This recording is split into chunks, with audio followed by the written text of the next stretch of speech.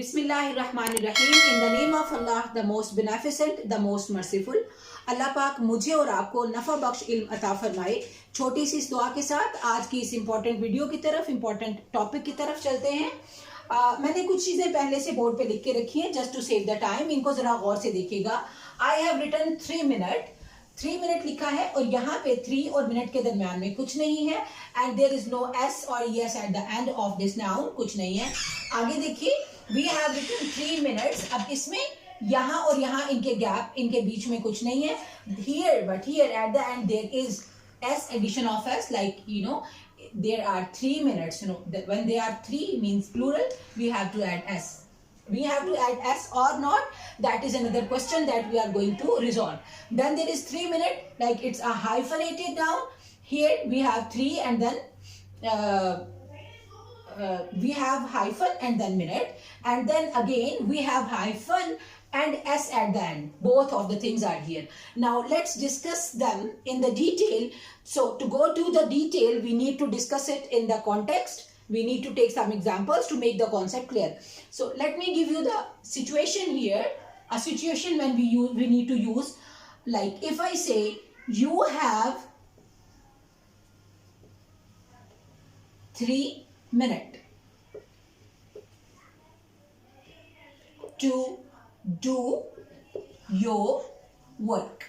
If this is the situation in the context where you have to choose anything, any option from them, तो यहाँ पे आके देखिएगा, इसको गौर से देखें कि इस पे क्या असर पड़ता है, क्या चीज सोचेंगे हम जब इनमें से चूज करना होगा, कैसे हम राइट सिलेक्शन करेंगे। अब देखिए इस सेंटेंस को पढ़े, you have 3 minute to do your work.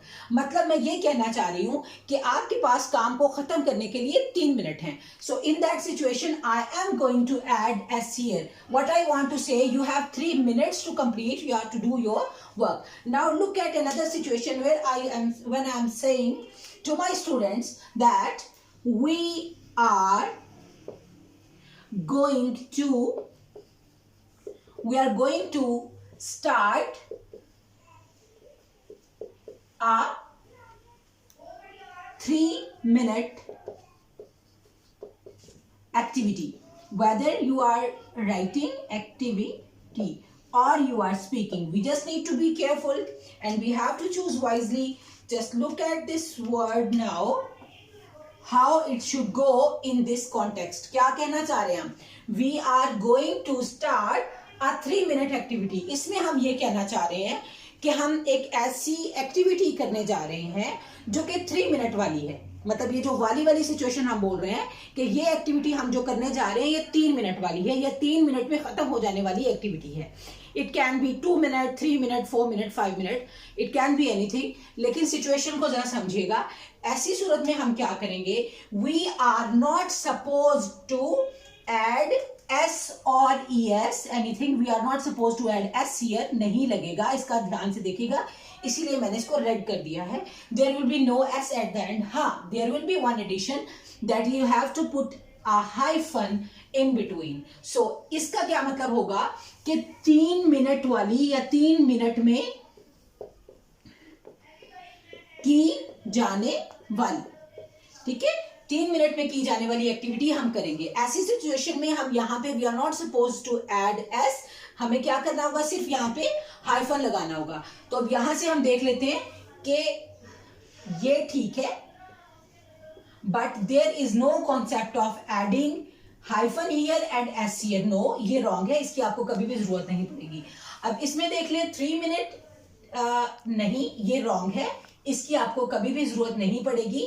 हाँ, you can go for 3 minutes, इसके लिए आप जा सकते हैं। You can go for 3 minutes, इसके लिए आप जा सकते हैं, इसको आप चूज कर सकते हैं, लेकिन आपने सिचुएशन देखनी होगी। If you are going through this situation जिसमें आप किसी को टाइम दे रहे हैं कि आप इतनी देर में ये काम कर लो, in that situation you have to add S at the end of that. And इस सिचुएशन में अगर आप देखेंगे तो आप ये बता रहे हैं कि ये इतनी देर वाली एक्टिविटी है।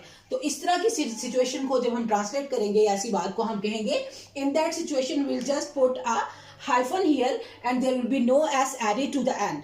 Right? I hope you enjoyed the topic.